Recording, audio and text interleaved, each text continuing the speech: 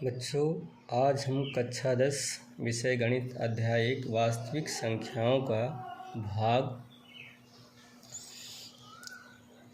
10 के बारे में अध्ययन करेंगे। इसके पहले हम भाग 9 तक कवर कर चुके हैं। उसमें हमने कॉन्सेप्ट के बारे में और कुछ प्रश्नों के बारे में देखा। आज हम प्रश्नावली 1.1 देखेंगे।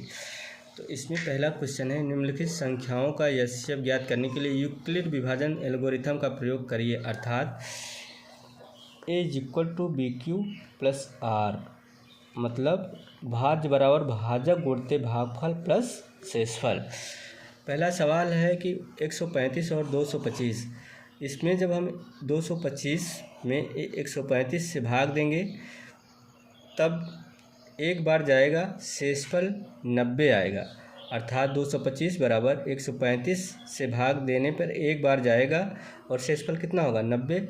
और मासापा यस्यप तब तक ज्ञात नहीं कर सकते जब तक हमारा शेषफल 0 नहीं आता। पुनः लेंगे 135 और 90 को, 90 में भाग देंगे 135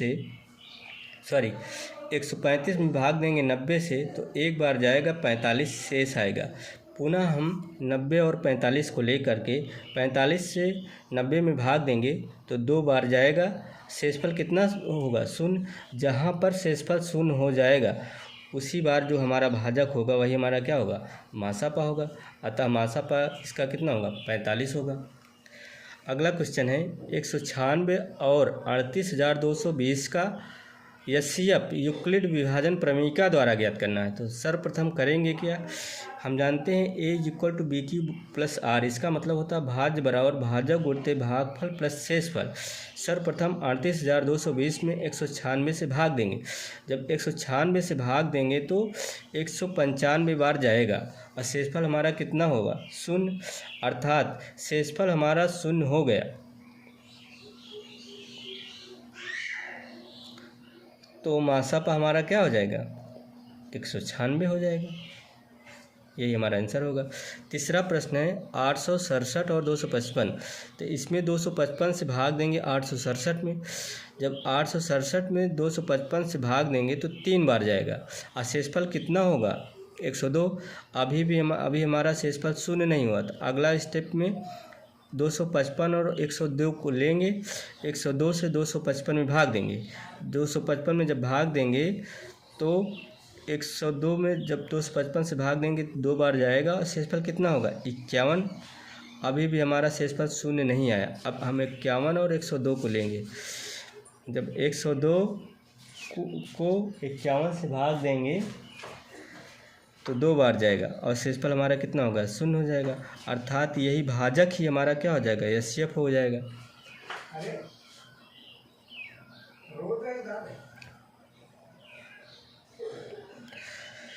अगला प्रश्न है, दर्शाइए कि कोई भी धनात्मक विषम पूर्णांक 6q + 1 या 6q + 3 या 6q + 5 के रूप का होता है जहाँ q कोई पूर्णांक है।